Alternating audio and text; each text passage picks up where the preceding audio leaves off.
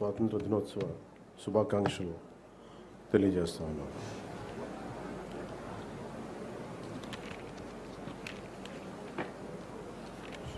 ఇది స్వాతంత్రం చాలా త్యాగాలతోటి సాధించుకున్నది. ఈ రోజున గౌరవ ప్రధానమంత్రి శ్రీ నరేంద్ర మోదీ గారి మార్గదర్శకంలో, ముఖ్యమంత్రి శ్రీ నారా చంద్రబాబు నాయుడు గారి నాయకత్వంలో అభివృద్ధి సంక్షేమం సమపాళ్లుగా ముందుకు సాగుతూ ఉంది. ఇచ్చిన హామీల ప్రకారం సూపర్ 6ని అమలు చేస్తూ మహిళలకి ముఖ్య ప్రాధాన్యత ఇస్తున్నాం. రాష్ట్రంలో తల్లికి వందనం పథకం ద్వారా ఈ ఏడాది 67.27 లక్షల తల్లులకి, మాతృమూర్తులకి 8,745 కోట్లు వారి అకౌంట్స్లో జమ చేశాం. అలాగే దీపం పథకం కింద 2 విడతల్లో 1 కోటి ఉచిత గ్యాస్ సిలిండర్లు ఇచ్చి 5 ఏళ్లలో ఏడాదికి 3 సిలిండర్ల చొప్పున 13,423 కోట్లు ఖర్చు చేయబోతున్నాం. ఈ రోజు నుండి స్త్రీ శక్తి పథకం ద్వారా ఆర్టీసీ బస్సుల్లో మహిళలకి ఉచిత ప్రయాణాన్ని ప్రారంభిస్తున్నాం.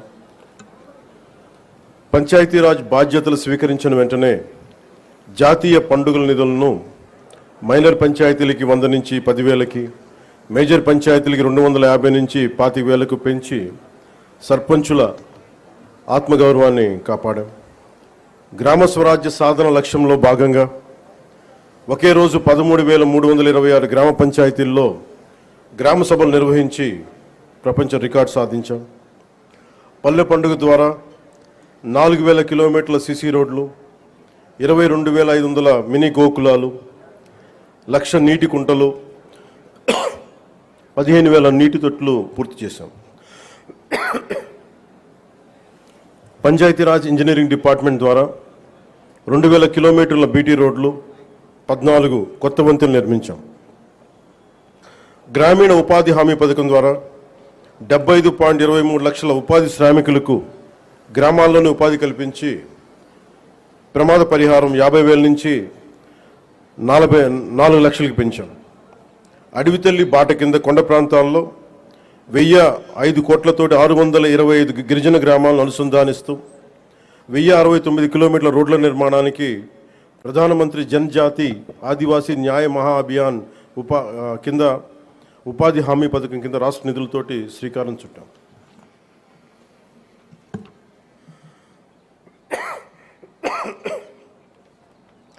జల్ జీవన్ మిషన్ కింద 5 జిల్లాల్లో 5 కొత్త ప్రాజెక్టులని 7,910 కోట్లతో ప్రారంభించి 1,20,00,000 మందికి 30 ఏళ్ల పాటు తాగునీటి భద్రతని కల్పించబోతున్నాం.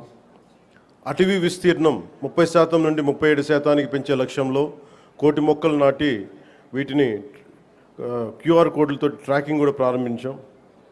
ఏనుగుల బెడద నివారణకు కర్ణాటక నుంచి కుంకి ఏనుగులని తీసుకొచ్చి విజయవంతంగా ఆపరేషన్లు జరిపాం. ఎకో టూరిజం అభివృద్ధికి అరకులో వుడెన్ బ్రిడ్జ్ నగరవన యోజన కింద 1,122 కోట్లతోటి 61 ప్రాజెక్టులు చేపట్టాం. సైన్స్ అండ్ టెక్నాలజీలో విద్యార్థులకి ఫ్రూగల్ ఇన్నోవేషన్ కింద ప్రోత్సాహకాలు అందించే ప్రణాళికని సిద్ధం చేస్తున్నాం. ముఖ్యంగా కాకినాడ జిల్లా ప్రగతి నివేదిక, అన్నదాత సుఖీభవ, PM కిసాన్ పథకం ద్వారా 1,50,475 మంది రైతులకి 102 కోట్లు తొలి విడతగా జమ చేయడం జరిగింది. స్త్రీ శక్తి పథకం కింద మహిళలకు 187 ప్రత్యేక బస్సుల్లో ఉచిత ఆర్టీసీ ప్రయాణ పథకం ప్రారంభించడం జరుగుతోంది. తల్లికి వందనం పథకం ద్వారా 2,79,312 మంది విద్యార్థుల తల్లులకు ఖాతాలో ఒక్కొక్కరికి 13,000 రూపాయలు జమ చేయడం జరిగింది. అంతర్జాతీయ యోగా దినోత్సవంలో పాల్గొన్న 5,000 మంది యోగా శిక్షకులు, 8 లక్షల ప్రజలకు అభినందనలు తెలియజేస్తున్నాం. 2,69,148 లబ్ధిదారులకు ప్రతి నెల NTR భరోసా పింఛన్ల కింద 116 కోట్లు పంపిణీ చేయడం జరుగుతుంది. ఉపాధి హామీ పథకం ద్వారా 118.46 కోట్ల వేతనాలు, 93.46 కోట్ల మెటీరియల్ ఖర్చుతోటి గ్రామీణ అభివృద్ధి చేయడం జరుగుతూ ఉంది. గత ఏడాది 107 జాబ్ మేళాల ద్వారా 7,000 మందికి మన కాకినాడలో 7,000 మందికి ఉద్యోగాలు అవకాశాలు కల్పించడం జరిగింది. ప్రతి అసెంబ్లీ నియోజకవర్గంలో స్కిల్ హబ్, పార్లమెంట్ పరిధిలో జేఎన్టీయూ కాకినాడలో స్కిల్ కాలేజ్ ప్రారంభించడం జరిగింది. మాదక ద్రవ్యాల నివారణకు పాఠశాలలు, కళాశాలల్లో ఈగల్ క్లబ్లు ఏర్పాటు చేయడం జరిగింది. జల్ జీవన్ మిషన్ ద్వారా 497 కోట్ల వ్యయంతో ఇప్పటి వరకు 506 పనులు పూర్తి చేయడం జరిగింది.